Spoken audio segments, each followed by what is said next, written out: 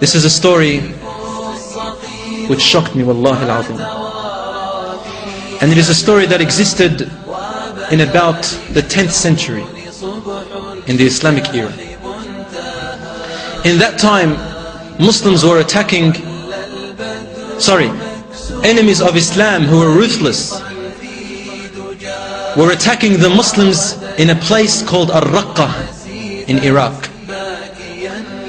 And they had invaded the homes and raped the women and stole their children and killed the old men. This is in history. Because they said, our Lord is Allah. After doing so, there was a man at that time who existed. He was a great scholar and a great leader in battles. His only cause and motive was to defend the Muslims wherever they may be, wherever they were killed or oppressed. His name was Abu Qudama. This man Abu Qudama was once, and he was very courageous, he was once sitting in the masjid when a group of people came up to him and they said to him, Ya Abu Qudama, we have free time right now. Can you tell us of an amazing story that happened during your time? We want to hear the most unusual and surprising story ever to be heard. Can you entertain us, Ya Abu Qudama, and make us come closer to Allah subhanahu wa ta'ala? And then Abu Qudama sat for a while and gathered them. When everyone was silent, like you are right now, he said to them, I recall one of the most shocking stories that ever happened. Until today, I don't know how to explain it. He said, one time I went to that place, Al-Raqqa in Iraq. And I stood up in the mosques and I went out to the city where there were young Muslims to recruit soldiers who are ready to defend the borders of Al-Raqqa, to stand guard over there. And if the enemy attacks, to be strong enough to defend the women and the children.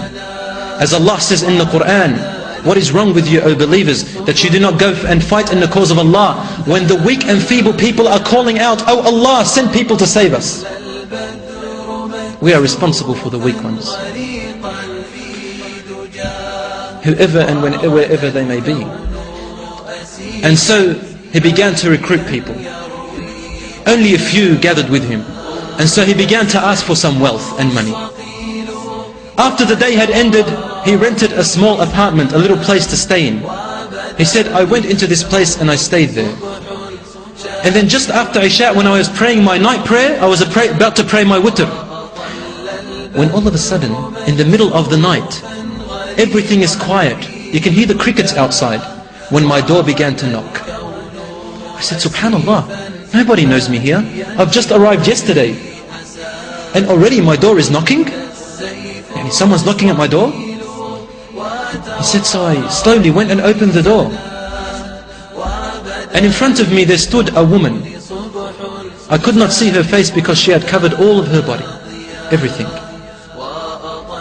And while she was covering her hand, she reached out her hand, and before she opened it, she asked, are you the man who was calling out for recruitment today? Were you the man who was gathering wealth in order to go and guard our borders and protect us? He said, yes. You were the one who was calling to jihad. He said, yes, I am the one. So she said, please open your arm, your hand. And he opened his hand and she dropped a piece of cloth which was wrapped up into his hand. And he said, take this, it is an amana. It is a trust. And she ran off. That's all she said. I wanted to ask her many other questions, but she had no reply. So I went inside and I opened that cloth and I found a piece of paper with something written on it and a thick lock of hair. I read the paper and the paper said, today you are calling out for recruitments to fight with you and protect the weak people. I am a woman and unable to fight. And I don't have enough wealth to give you. So my heart was struck with shock and sorrow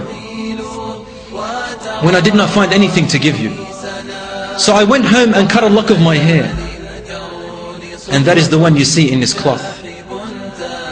the only thing which I can give to the cause of this is my lock of hair. I ask you to please use it as your rein, yani the rope that would steer the horse, so that maybe Allah will recognize this and know that I was fighting with you in that jihad.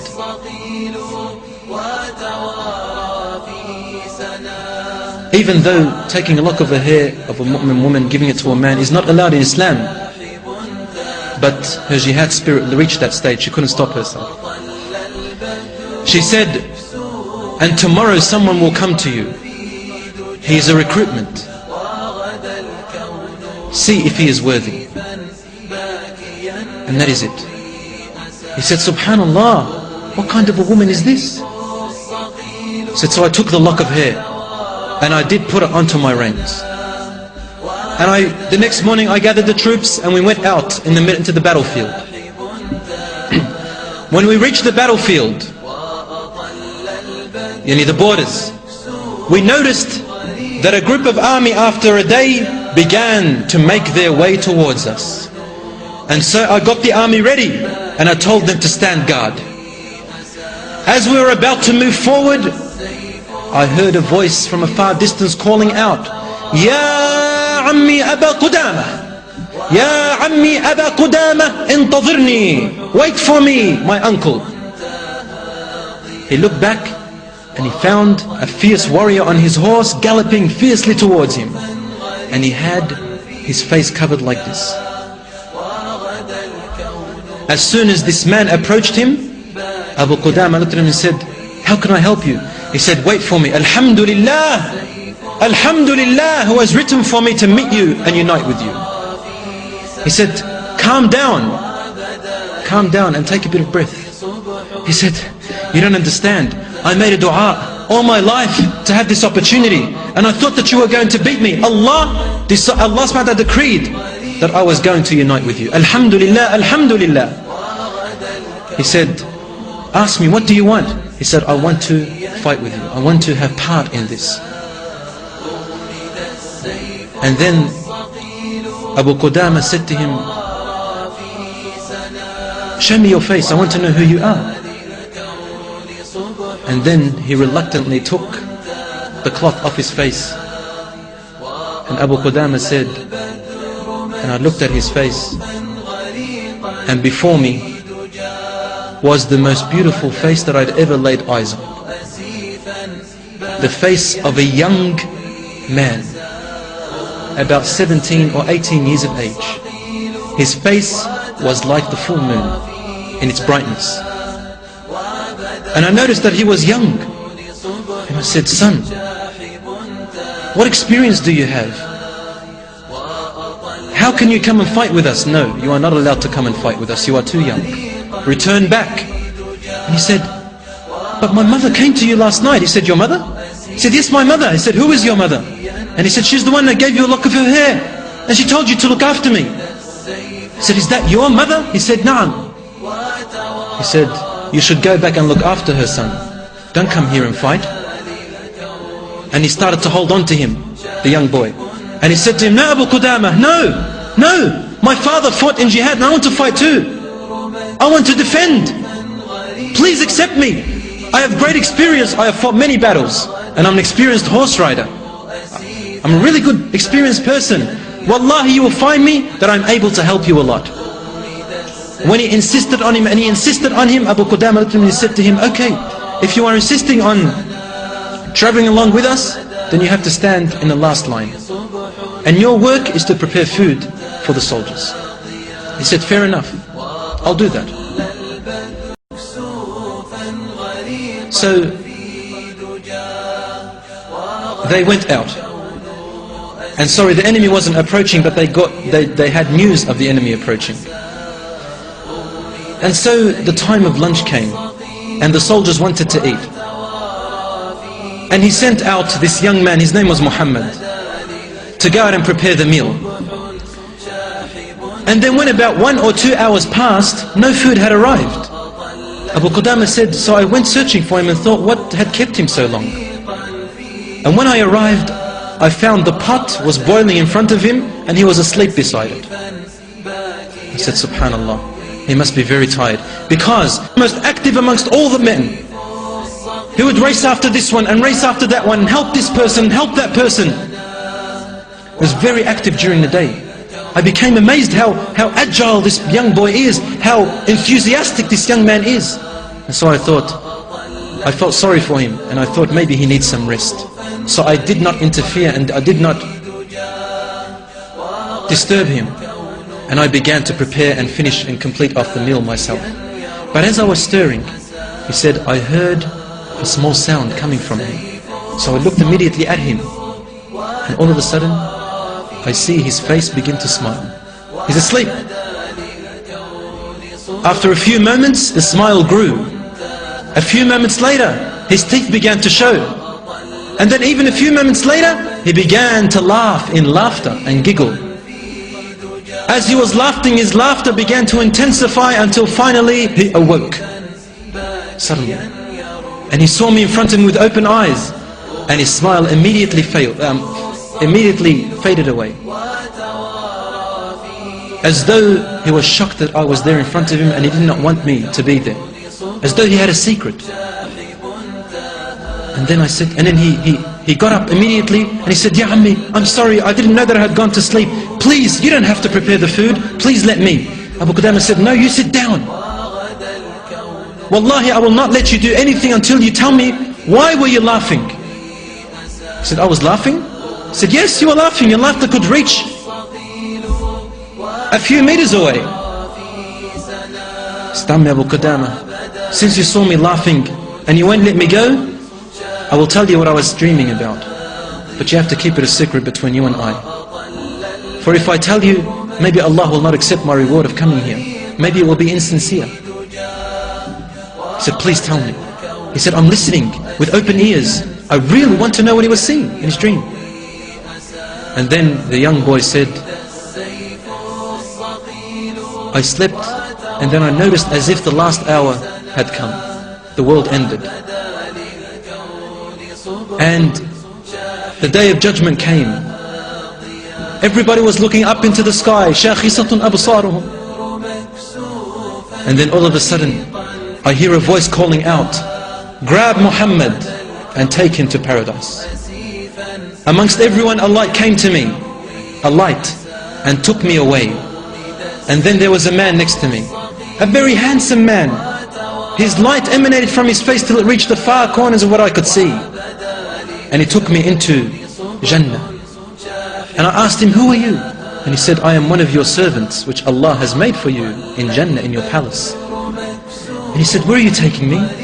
This is when he began to smile. He said, I am taking you to your wealth and to your family and to your belongings and possessions in your palace in Jannah. And so his smile grew more. And then when he reached the great gates and the great doors of his large possession, he said, I cannot enter here, for you have women inside and I am not allowed to set eyes upon them. His smile grew more. And so he entered.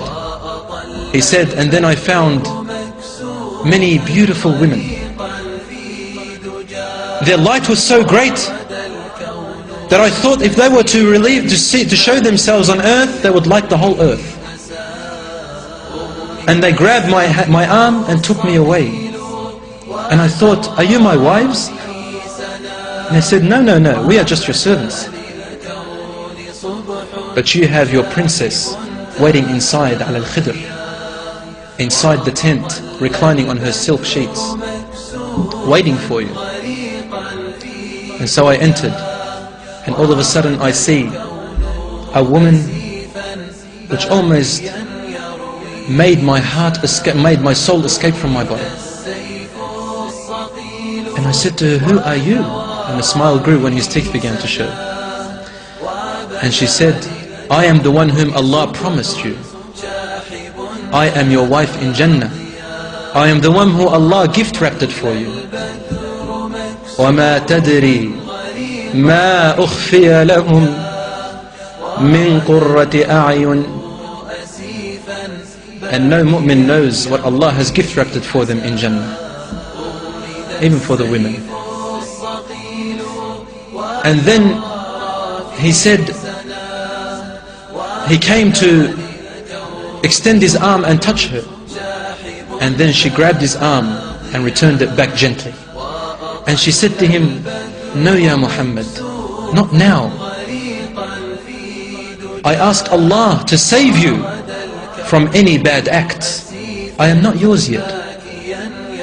And it is because you have saved yourself from haram acts with other women, Allah gave me to you. So keep yourself pure, Ya Muhammad.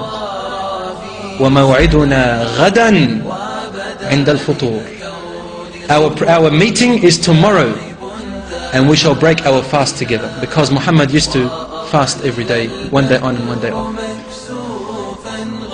And then he said, when she was speaking to me, I began to laugh. And I really wanted to approach her, and she would say, "No, Ya Muhammad, not now. No, Ya Muhammad, not now." And I began to laugh and laugh until I woke up. That is my story, Ya Ammi Abu Qudama. Please keep it a secret between you and me, otherwise my rewards will be gone. He said, "It's my secret." He said, "Abu Qudama, I kept my eyes watching this young boy. The next day, the enemy arrived. It was fierce. And we attacked and charged. I looked behind me where Muhammad was supposed to be standing, and all of a sudden he was right in the front. And he did not have any experience in fighting because he could not hold his sword. Muhammad had deceived Abu Qudama in saying to him he has experience. He said, I could not reach him anymore, but he was right in the front line. And he would call out the message of his mother, Ya ibni, idha laqitahum fala tuwallihim duburak. If you meet them, then do not run away and show them your back. He would call out like that, Allahu Akbar. And he would fight whoever would fight him. He would fight whoever would hold the sword against him and against the Muslims. He would protect that person and then that person. Until finally Abu Qudama said, dust grew so much in my eyes and I lost sight of him. I did not know where he was. Finally Allah gave us victory because we were fighting for a noble cause. And at the end of the victory, we started looking for our martyrs. And then I just wanted to find Muhammad, the young boy. I did not care about anyone else. I kept searching and searching. When all of a sudden I see at a distance a young boy holding out his arm and saying, Ammi, Ammi, and I could barely hear him. So I ran to him as fast as I could. And I grabbed his beautiful head as though he was my son. And I looked at a face that was once youthful, at a face that was once beautiful, at a face that was so handsome, and a body that was so young and strong. The horses had trampled him. The wheels had crushed his bones. His face was indescribable. And he was holding a piece of his shirt which was ripped. And he was taking deep breaths, dying. And then Abu Qudama held his face and he began to cry. He said, my son, I told you that the war is very fierce. Didn't I tell you that the battle is not what you think? Didn't I tell you, and didn't I tell you that you are still young? I told you, my son, and you had to go forward. Why have you done this to yourself? And he looked at him and he said to him, Ammi Abu Qudama, this is what my mother raised me for. My father died for this cause as well. Do you want to deny me? And you of all people, Ya Ammi Abu Qudama, you are telling me to go back when Allah says in the Quran, and what do you fear when fighting in His cause?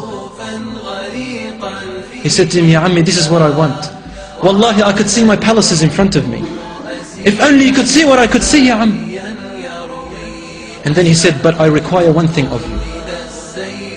My mother, when you reach her, she'll be very saddened. And she may not believe you that I have died in the cause of Allah.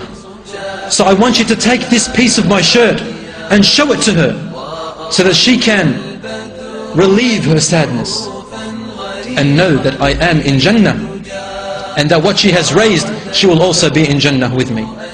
Let her know that do not be saddened, my mother.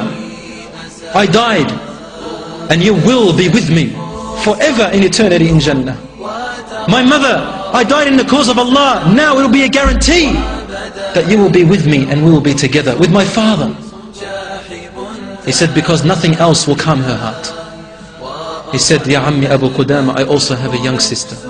Her name is Fatima. She's only 8 years old. She has grown up with me to love me so much when my father passed away. And I love her extremely.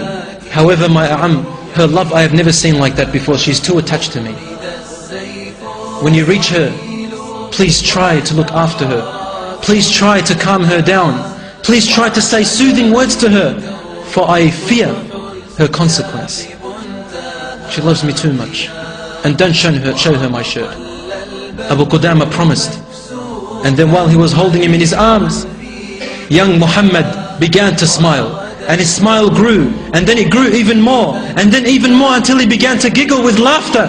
And he said, Ya Ammi Abu Qudama, la ilaha illallah, inni la ajidu al-mardiyata jambi jambi. The woman that he saw in his dreams, her name was Mardiyah. Mardiyah, the pleasing one. He said, Ya Ammi Abu Qudama, look at her, she has just come down from the sky and she is lying beside me holding my hand. She's waiting for me, Ya Am. Allah sadaqani wa'dah. He gave me what He has promised. I am going to Jannah with Mardiyah. She will keep me company, Ya Ammi Abu Qudama. Our secret between you and I. And then he died while he was biting onto his lip like this and saying to Abu Qudama, Ya Ammi, remember our secret. And he died and went to Allah subhanahu wa ta'ala, a noble death. And then Abu Qudama went back to his land, into the village in Raqqa. And all the women went out to meet the mujahideen. And then came the mother of Muhammad, searching for him. And then she came up to Abu Qudama and she said to him, my son, where is my son? Abu Qudama looked at her and said, he passed away. And he says, he fought in the front line without returning back, and he did what you had advised him and what you trained him to do. He said, I do not believe you. I don't believe you. Just as her son said. And then he said, but he told me to give you this shirt. And she looked at his shirt, and she looked at it and examined it, and she knew that it was the blood and the stains of her young son Muhammad. And then she cried and put her arms up to Allah, and she said, Alhamdulillah, the one who has saved my son. I will now definitely be guaranteed that I will be reunited with him and my husband. But before that, Abu Qudama saw something, a young girl, racing towards every man, fluttering like a butterfly, touching this man and looking at him, then touching another man and looking at him, then turning another man around and examining his face like a young child does. And Abu Qudama knew that this was Fatima, looking for her brother. And so I went up to Fatima, and I grabbed her, and I hugged her and kissed her, and I said to her, what are you looking for? And Fatima said, my brother, Muhammad, where's Muhammad? Where's Muhammad? Do you know where Muhammad is? Do you know where Muhammad is, my brother? I love him, I want to see him. And he promised me that he will return. Because Muhammad said to Abu Qudama, he said to him before he died, I promised my sister that I'm going to return, otherwise she would have never left me. But I'm not going to return. He said he promised him that he's going to come back. Where is he? Abu Qudama started to cry. And he said to him, Fatima, your brother says Assalamu alaikum to you. And he says that soon you're going to meet him in Jannah, inshaAllah. She said, Jannah? Did he die? Abu Qudama said, yes, but he died a noble cause. Before he could finish this word, Fatima took a very deep breath and she fell unconscious to the ground. He came to pick her up, but the mother raced to her and she said, leave her. And she took her daughter away and into the room. Abu Qudama knocked and knocked, but it was too late. He heard the mother inside crying and saying, oh my Lord, my husband died for your cause and he is in Jannah, inshaAllah. My son, I have sacrificed him for you, Ya Allah, and I have raised him. Please do not deny me my presence and my unity with him in Jannah. And now my daughter has passed away and followed her brother. Ya Allah, my husband, my son and my daughter, they are all to you. Inna lillah wa inna ilayhi raji'un. To Allah we belong and to Him we shall return. Oh Allah, guarantee me a place in Jannah with them. Oh Allah, unite me with them. And she began to cry until her voice faded away into the darkness. Abu Qudama kept knocking, but she would not open for him. He said, so I left her and I went away. Until this day, my dear companions, the story has remained unexplainable to me. السيف الصقيل وتوارى